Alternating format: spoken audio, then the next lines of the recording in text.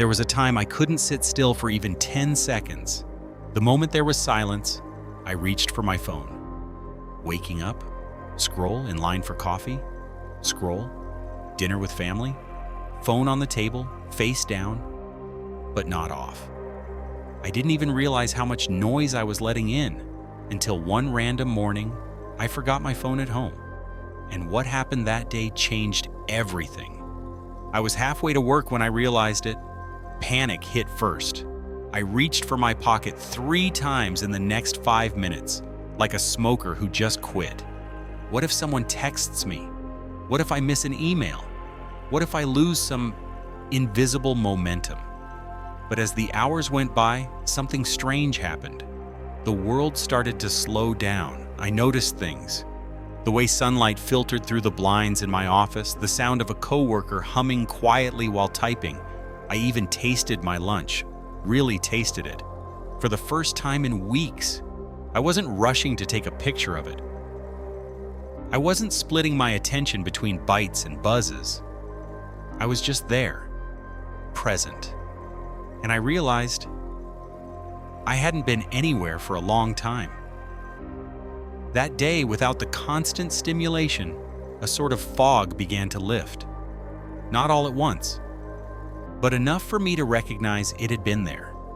It was a kind of mental clutter, a quiet chaos from thousands of inputs I thought were harmless. But they weren't harmless. They were loud. They filled the space where stillness was supposed to live. And that's when a line from Marcus Aurelius hit me harder than ever. You have power over your mind, not outside events. Realize this, and you will find strength. All this time, I thought I was in control. I thought my phone was just a tool. But I wasn't using it. It was shaping me, quietly, stealing my ability to just be. That night, I didn't rush home to grab my phone. I walked slowly. I watched the sunset without trying to capture it. And for the first time in years, I sat with myself. No music, no messages, no distractions. It was uncomfortable at first, like being with a stranger, but slowly, it felt like coming home. Because stillness isn't just about peace. It's about presence. About being fully awake to the moment in front of you without the noise. And I realized something Stoics knew 2,000 years ago.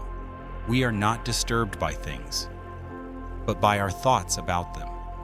And in today's world, most of those thoughts aren't even ours. They're planted by algorithms, by comparison, by an endless feed that tells you you're not enough. But maybe, just maybe, if you keep scrolling, you will be. But you won't be. Not until you unplug. Not until you put down the device and pick up your own life again. Not until you sit in the silence you've been avoiding and realize it's not empty. It's full of everything you've been missing. The next day, I didn't quit my phone cold turkey. I didn't delete all my apps. That's not sustainable. What I did was choose.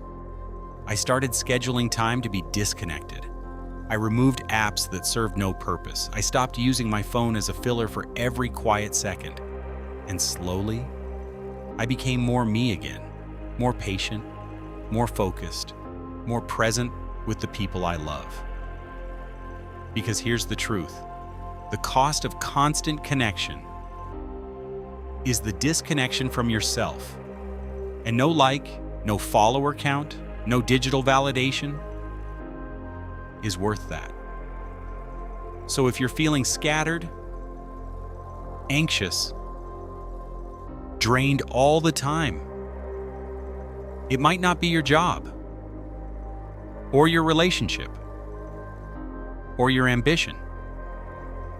It might be the 1,000 little digital cuts you're suffering each day without even realizing it. You don't need a digital detox retreat. You just need a moment, a pause, a decision to reclaim your time, your attention, your mind, even just for a few minutes a day. Not for the world, not for your followers, but for you.